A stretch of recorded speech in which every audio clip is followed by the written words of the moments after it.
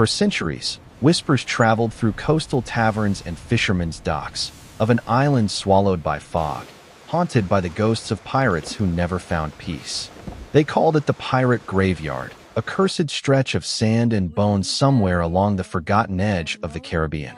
When science caught up with myth, curiosity replaced fear. But not everyone was ready to test the line between legend and truth. In 2023, a team of marine archaeologists received coordinates from an unmarked journal, coordinates that matched the oldest maritime rumors. It was supposed to be another field study, just another data point in their research. But as they approached the island, instruments malfunctioned, radio signals vanished, and the ocean grew eerily silent. No birds, no wind, only the smell of rust and decay. What they didn't know yet was that this wasn't just a graveyard. It was a warning. At dawn, the fog thinned just enough to reveal the island's outline. Steep cliffs, blackened sands, and hundreds of wrecked hulls half buried along the shore. The crew decided to anchor despite the warnings. For them, discovery always outweighed danger. As their boots hit the sand, an unsettling silence followed. No insects, no gulls, no waves, just the crunch of coral underfoot and the echo of breathing through masks. What they saw scattered across the coastline wasn't debris from a single wreck. It was centuries of death, cannon fragments from the 1600s, rusted cutlasses, bones still wearing the green stain of salt and time. Each relic seemed to tell the same story, a fight for gold, betrayal, and a burial no priest ever blessed. But beneath all the chaos, one thing stood out. Every body faced the same direction, toward the center of the island, as if they'd all been watching something, waiting for something. The scientists marked the coordinates, took photographs, collected samples. But the longer they stayed, the more their equipment started failing. Cameras froze. Batteries drained. It wasn't superstition. It was something magnetic, something powerful, buried deep below. And when one of them uncovered a strange iron object, a ship's bell carved with a skull and crossbones, they realized it belonged to the Black Marrow, a legendary pirate ship that vanished with its entire crew nearly 300 years ago. That's when they knew they were standing on the graveyard's heart. The island stretched less than 2 miles across, but it felt endless. Every step inland led them through tangled roots and damp air heavy with salt and rot.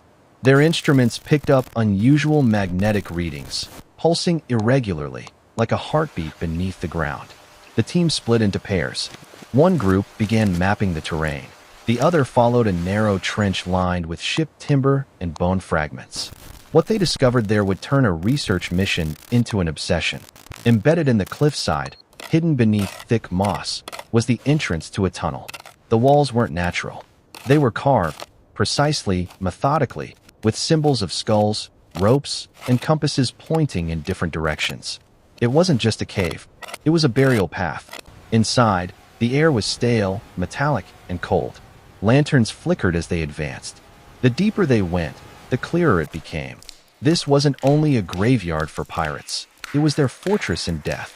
Wooden planks and rusted lantern hooks still clung to the walls. The markings told of rituals, sacrifices made to guard treasure that no one should ever claim. And then came the discovery no one could explain. A skeletal hand, bound by iron shackles, clutching a wooden crucifix. Beneath it, a stack of maps and charts sealed in wax, perfectly preserved. One map detailed an underwater trench, marked with the same skull emblem they'd found on the bell from the Black Marrow. It wasn't random. It was connected, a network of graves, ships, and secrets that spanned oceans. As they exited the tunnel, a strange hum rose from the forest, deep, rhythmic, almost human. The crew froze. The island, it seemed, was responding.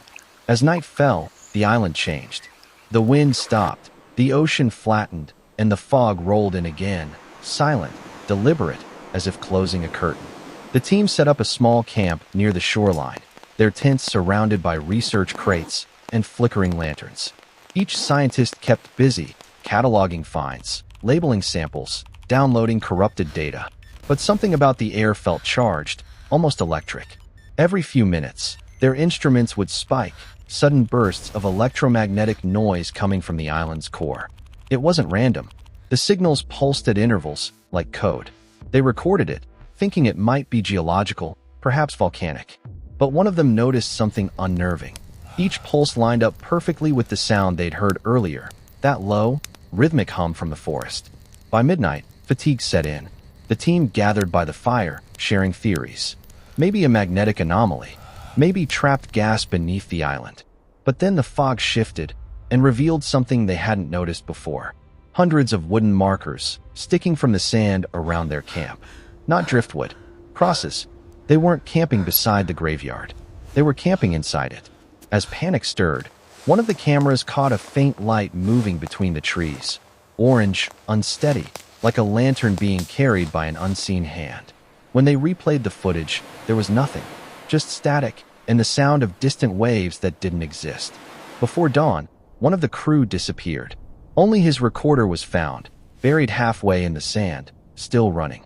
At first light, the fog still lingered. For scientists remained, pale, sleepless, speaking only in whispers. The missing crewman's footprints ended just 10 meters from camp, disappearing into the mangroves. No signs of struggle, no blood, only silence. They followed the trail inland, passing the carved tunnel they discovered the day before. But deeper inside the jungle, they stumbled upon something stranger, fragments of modern equipment, rusted and overgrown. Cameras, tripods, oxygen tanks. Not theirs. It was another expedition. And judging by the corrosion, they'd been here for decades. The scientists realized what the locals might have meant by those who never returned.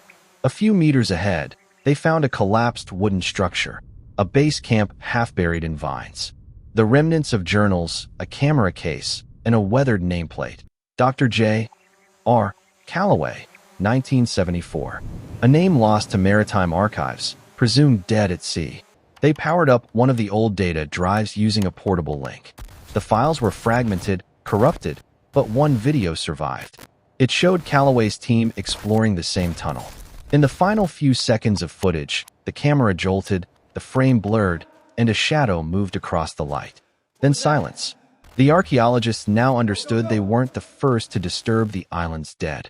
And something, or someone, had been guarding it all along. At the jungle's center, the ground began to dip. Massive stones jutted out in a perfect circle, covered in carvings of ships and skeletal figures. At the very heart lay a pit, deep, black, and lined with bones. The pirate graveyard wasn't just where pirates were buried. It was where they were bound. They should have turned back. But by then, reason had drowned in obsession. The circular pit at the island's center called to them, a black wound in the earth, breathing out cold air that smelled of rust and brine. A rope was secured. The first descent began. 30 feet down, the walls shifted from stone to timber, rotting planks reinforced with rusted nails. It wasn't natural. It was built, a structure designed to keep something in, not out. At 60 feet, the tunnel widened into a vast underground chamber. Their lanterns revealed skeletal remains fused into the walls, like the bones had grown through the wood itself. In the center stood what looked like an altar, built from broken ship parts, chains, and cannon fragments. On top, a chest sealed with pitch and iron. They documented every inch, whispering notes into recorders. No gold, no jewels, only a series of items that made no sense together. A rusted compass still ticking, a blackened pistol, and a captain's logbook wrapped in leather.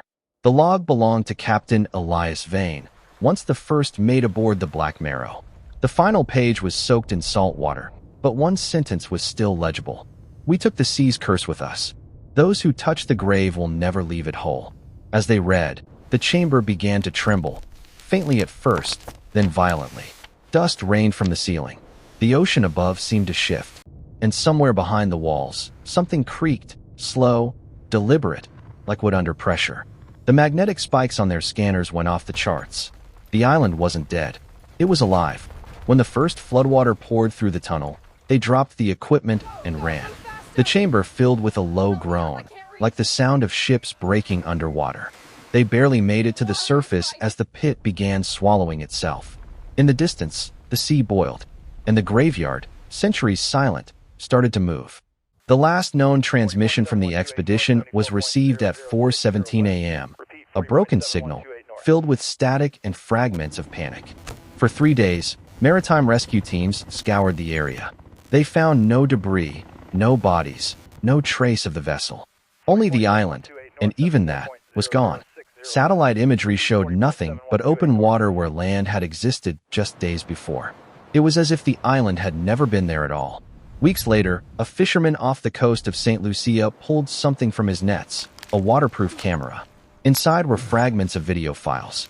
Corrupted, but recoverable. The footage revealed the final hours. One of the scientists, drenched, shouting over the storm, clutching the captain's log they'd taken from below. Behind them, the sea boiled violently, as if something enormous moved beneath the surface. In the next clip, the same scientist sits alone inside a lifeboat, whispering into the camera. The island isn't land. Its hulls, hundreds of them, fused together. The graveyard is the ship itself. The feed cuts to black. When digital analysts enhanced the final frame, they found a reflection in the water, faint, skeletal shapes just below the surface, their ribs glowing faintly like lanterns under the sea. Experts dismissed it as data corruption, a trick of light. But the final seconds of the recovered audio told a different story, a slow, rhythmic sound repeating beneath the static. 3 knocks, like a ship's bell, calling from below. The pirate graveyard was never an island. It was a vessel, one that waited centuries for its crew to return. And they did.